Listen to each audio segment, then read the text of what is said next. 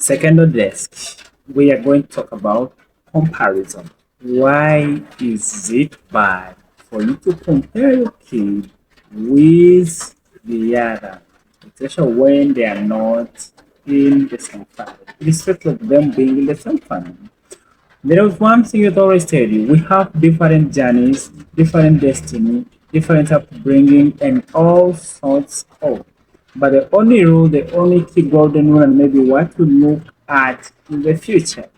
People are born different, they are entitled different, they are raised in different background and setting. You are the parent comparing your kid, your child, to the neighborhood because maybe the neighboring child is doing better than your kid seems to be like a disaster. You are the parent, you are charged to instill self-belief in your child.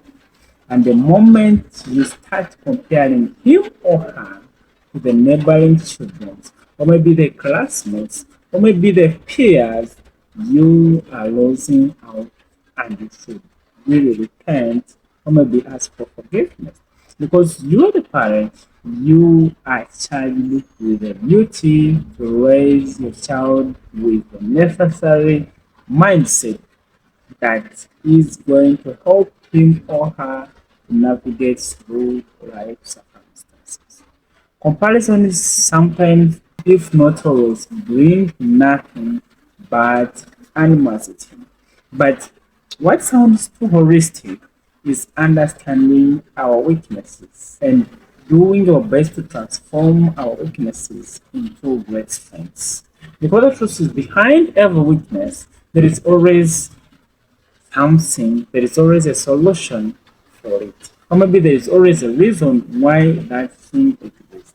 If we concentrate more on the reason of its existence than why this is existing or why it exists, we find the world becoming better for us. There are really more reasons why is it bad for us to compare our children with others. One, it brings self when it brings self doubt, then it brings self doubt. That's one. Self doubt will make a child not to perform better, not to believe in himself, and also second, it will bring animosity both by self comparisons and unfair competition, which are always negative competition. That comparison animosity, because that child feels like maybe he seems is better, and maybe you have told him maybe he or she's not enough, it's going not like the other kid.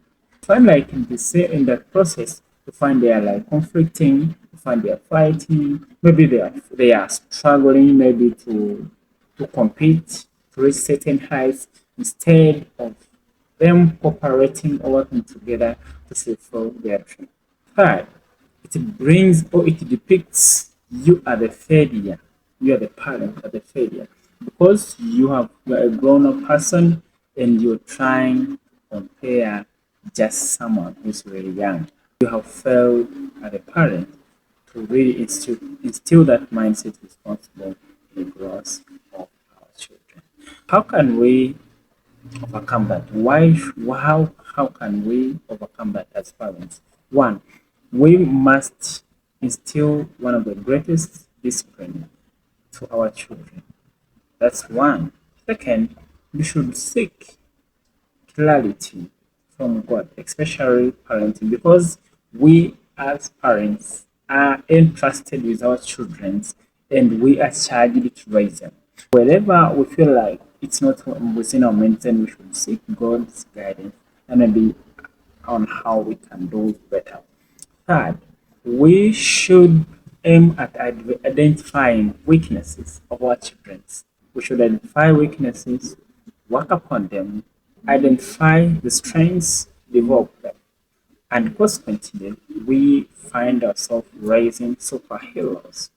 Quick reminder that a weakness isn't something that is out of our control, but just a simple thing that is within our control. Once we identify it and take a precedent for us to solve it, it's within our means.